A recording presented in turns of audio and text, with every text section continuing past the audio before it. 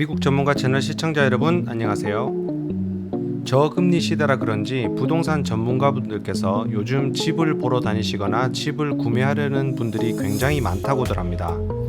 그래서 오늘은 미국에서 집을 사게 되었을 때 세금상에 어떤 혜택을 받게 되는지 살펴보도록 하겠습니다. 그 전에 한 가지 말씀드릴 것은 항상 세금 공제를 위한 것은 어떤 항목이든 간에 반드시 공제 관련 증빙 서류를 보관하시고 최소한 3년 이상은 보관해 두실 것을 권유해 드립니다. 우선 집을 사게 되시면 본인이 개인소득세 신고를 하실 때 스탠다드 디덕션, 즉 표준 공제가 유리한지, 아이터마이즈드 디덕션, 항목 공제가 유리한지부터 판단하셔야 합니다.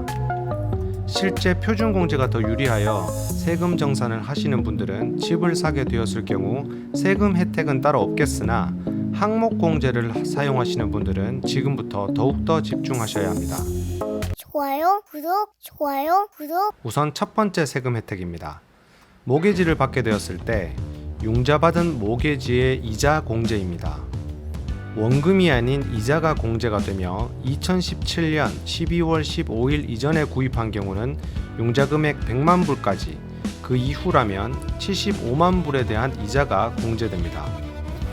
현재 이 규정은 2025년까지 유효하고 원래 모기지가 아니라 홈 이쿼리 융자를 받았을 경우에도 같이 적용이 됩니다. 그러나 홈 이쿼리 융자 액수도 포함하여서 2017년 12월 15일 이후라면 75만 불까지만 융자 이자가 공제가 됩니다. 그 대신 2017년 12월 15일 이후에 받은 홈 이쿼리로는 반드시 집의 수리나 공사에만 사용해야 하고 그 이전에 받은 융자 같은 경우는 다른 목적으로 사용을 해도 융자 한도 안에서 납부하고 있는 이자는 공제가 됩니다. 이 부분 주의하시고요. 현행법은 2025년 이후에는 다시 100만 불까지의 이자로 변경이 됩니다. 다만 세법은 항상 중간에 변경이 되거나 매년 변경 혹은 조정이 될 수 있기 때문에 항상 주의하셔야 합니다. 두 번째 세금 혜택, Property Tax, 즉 재산세에 대한 납부 액수입니다. 그러나 2018년 이후에 지방세인 재산세 공제 최고 한도액은 1만 불입니다.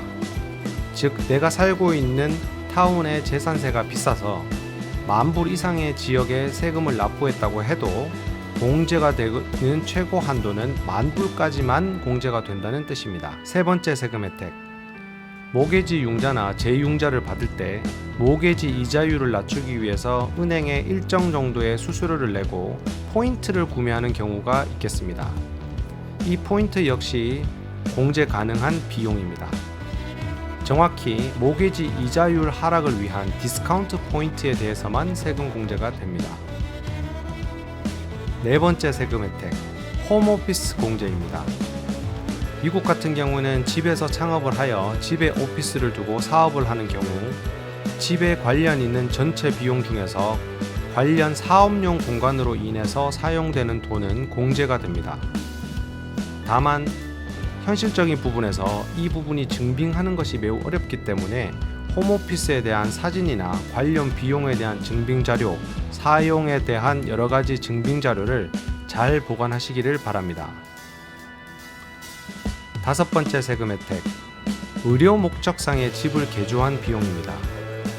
집에 가족 중에 몸이 불편하거나 의료 목적으로 집을 개조를 했다면 관련 의료 목적의 집 개조 비용은 공제가 되며 집의 가치를 높이거나 의료 목적이 아닌 리모델링은 세금 공제가 되지 않습니다.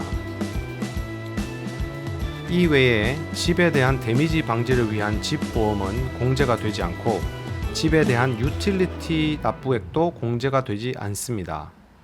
또한 모기지를 받을 때 클로징 비용을 내시는 부분도 공제가 되지 않습니다. 이런 집을 소유함에 따라서 일반적으로 은행으로부터 융자를 받거나 혹은 받지 않거나 소득세 신고서상 일반적으로 연방세법에서 공제를 받는 규정들을 한번 알아보았습니다. 세법 전문가들로부터 도움을 받고 있는 분이시던 개인이 직접 세금 신고서를 작성하시던 상관없이 어떤 세법이 나에게 혜택을 주는지 알고 계시면 미국 생활에 굉장히 도움이 될 것 같습니다. 오늘은 미국에서 집을 구매했을 때 우리가 받을 수 있는 세금상의 공제 혜택을 종합하여서 알아보았습니다. 오늘도 구독과 좋아요 잊지 마시고 오늘 영상 또한 유익한 시간이 되었길 바라며 항상 건강하고 즐거운 하루 되시기 바랍니다. 감사합니다.